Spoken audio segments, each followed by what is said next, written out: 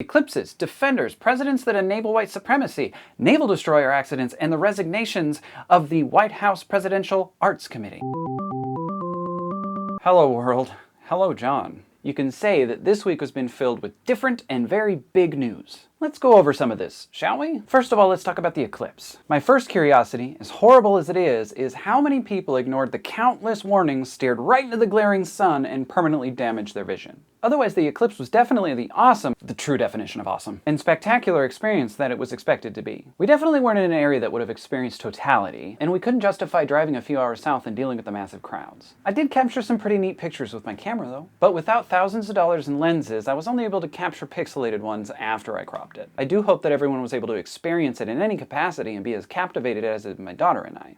Moving on! Marvel's Defenders released last Friday and I naturally binged it all. I won't be filling this vlog with spoilers because that would not be nice, but there are a couple thoughts I'd like to share. One being, overall, it was an enjoyable watch. Having watched every episode of each hero's series up to this point, it was nice seeing the major arc come to a close. Would I say it was as fantastic as the hype made it out to be? Well, no, I guess I wouldn't. There were definitely aspects about the story and the cinematography that I would actually like to have seen done a better way. I will say though, there was one sequence that stood out to me as the best shot and choreographed. And I think this is going to be the scene people remember it for. I still stand firm that despite a small amount of people that screamed from the rooftops that the only good one was Daredevil Season 1, I still hold this corner of Marvel's live-action storytelling to be the superior one above them all. Don't get me wrong, I love the Marvel movies and shows, but the freedoms that Netflix gives its creators really shows in the... shows? Yeah. Let's change the subject. The collision of the naval destroyer, the USS John S. McCain, was definitely bad news. And as of writing this, they still haven't found the 10 missing sailors, and that's disheartening to hear. Many of us have friends and family who are enlisted in one of the many great ways to serve and protect this country. And the fear of those people not returning is really hard to shake. Our hearts do go out to the friends and family of those 10 missing sailors. Alright, I don't want to make this jump, but let's shift our attention a bit. It seems that Donald Trump has got himself in hot water again, and I don't mean staring at the sun during the eclipse without protection. I'll give you a moment to experience the shock and surprise of such a rare occasion.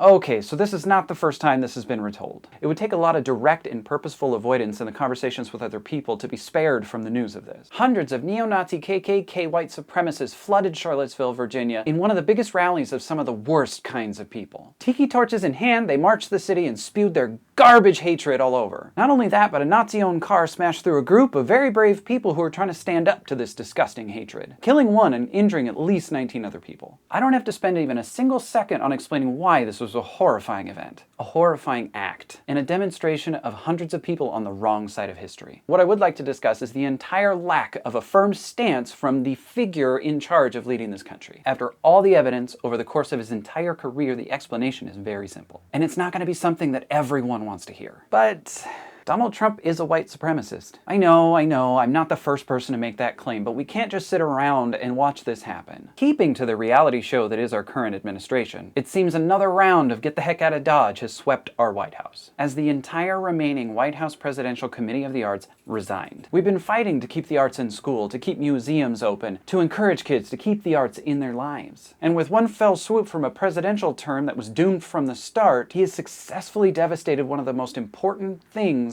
about government involvement. Schools, public assistance, healthcare, economic stability, and now the arts. I'm not hard left, I'm not hard right, but when the majority of the entire spectrum of people disagree with his actions, it's fairly clear that he is not qualified to lead this nation to success. Trump has hurt a lot of people.